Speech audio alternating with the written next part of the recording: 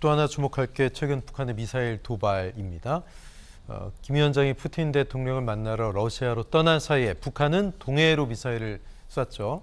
자, 왜 자꾸 이 타이밍에 이런 도발을 하고 있을까? 박 교수님 지금 어떻게 보십니까? 그 독재 국가의 특징입니다. 그러니까 독재 국가는 독재자들이 외국 방문을 잘 안 해요. 네. 왜냐하면 외국 방문 시에 내부의 어떤 그 쿠데타나 또는 외부의 어떤 그 개입 이런 게 있을 수 있기 때문에 역대 뭐 김일성도 그렇고 김정일도 그렇고 사실은 러시아나 소련 방문도 굉장히 드물게 했습니다.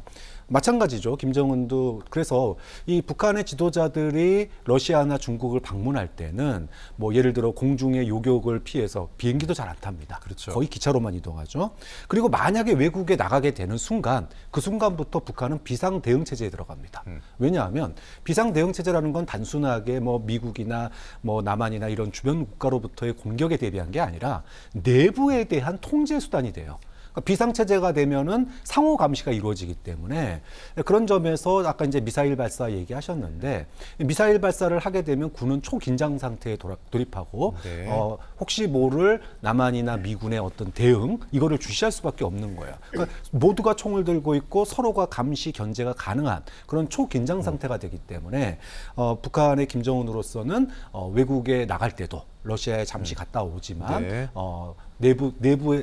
내외부의 도발에 어떤 대비하는 효과를 충분히 발휘할 수 있다. 그런 점에서 최근에 미사일 도발 횟수가 늘어난 것은 그런 뭐 내외부 도발에 대한 대비용이다. 이렇게 보는 게 맞겠죠. 예, 북한과 러시아의 밀착이 한반도 정세에 어떤 영향을 줄 것이냐. 우리도 대응을 해야 되는데 정치권은 원인을 놓고 또 내탓 공방을 벌이고 있습니다. 민주당은 북러 정상회담의 1등 공신은 윤 대통령이다. 윤 정부의 이념, 진영 외교가 북러의 군사적 협력을 초래했다 이렇게 얘기했고요.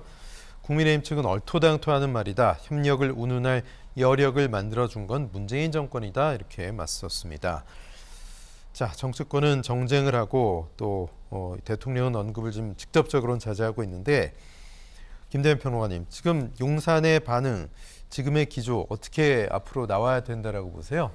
저는 기본적으로 남북 간의 대화 그리고 기본적으로 북한과 언제든 대화할 수 있다라고 하는 그 문을 우리 정부는 열어놔야 한다. 그건 해야만 하는 일이고 또 그렇게 될 수밖에 없는 거라고 네. 봅니다. 기본적으로 남북이 평화를 만들어가는 그런 과정은 남북 양측 모두가 원하는 거 아니겠습니까? 자, 그런데 지금 오히려 이 윤석열 정부가 북한과의 대화를 못하게끔 상황과 여건을 만들어가는 것은 민주당 쪽이 아닌가 하는 생각도 듭니다. 지금처럼 윤 정부의 이념 진영 외교가 북러의 미로를 낳았다라는 식의 비난을 하는 것은 사실 이론적으로도 맞지 않습니다. 북한이 러시아를 만나고 러시아가 북한을 만나는 것은 그 국가 간의 자주권의 문제이고 외교적 결정권은 스스로가 갖는 것입니다. 그 과정에서 무기를 거래할 수 있다라고 하는 의심을 받고 있고 만약 그렇다고 한다면 그거는 비난의 대상이 될 수밖에 없다는 거. 그것이 우리 정부의 입장이라면 그거는 당연한 정당한 어떤 비판과 견제라고 봅니다.